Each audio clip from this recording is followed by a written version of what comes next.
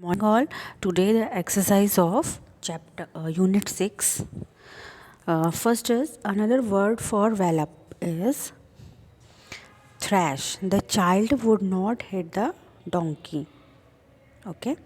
Next is what would the child give the donkey? The answer is the child would give hay and corn to the donkey. जो बच्चा है वो donkey को क्या देता है?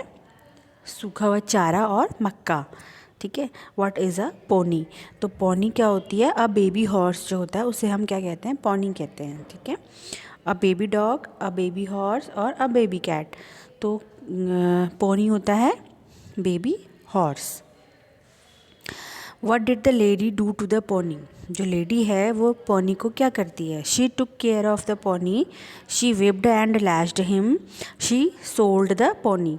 तो answer is she whipped and lashed him. वो उसको विप धक्का मारती है और उसे कोड़े से मारती है.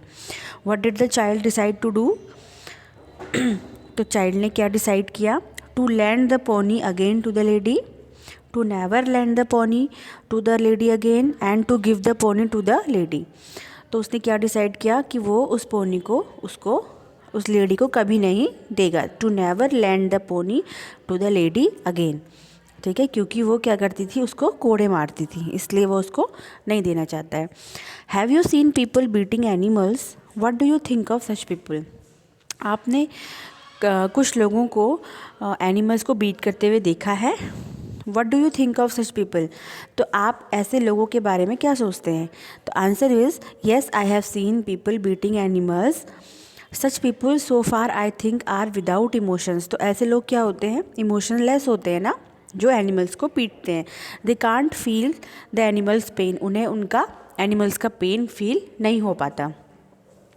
Do you ever tease animal? Do you think that you should be kind to them? The answer is no. I never tease animal. Animals को tease नहीं करना चाहिए. I think that I should be very kind to them. तो मुझे उनके लिए क्या होना चाहिए? kind होना चाहिए, दयालु स्वभाव का होना चाहिए. Tell your friends about some unusual pets that you have seen.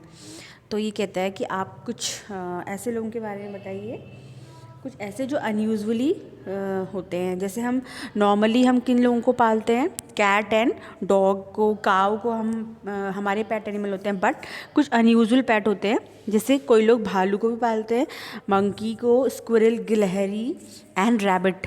ठीक है. तो ये क्या है? अनयूजुअल पेट्स हैं जिन्हें पाला जाता है. Now write a paragraph about your pet और an animal you love. Clear? तो आपको एक पैराग्राफ लिखना है जिस एनिमल को आप लव करते हो. तो मोस्टली हम डॉग को, जो डॉग होता है उसे हम ज़्यादा लव करते हैं, सभी लोग पसंद करते हैं. तो answer is I have a pet dog, we call it Toffee. Whatever you want to name it. आप कुछ भी नाम रख सकते हैं. It is black in colour. जो भी आपके पेट है तो उसका जो भी कलर है वो लिखेंगे. Its hair is soft and bright. It likes to eat, क्या खाता है? बोन्स खाता है, हड्डियाँ खाता है. I take good care of it and I play with it and my Toffee loves me very much. Okay.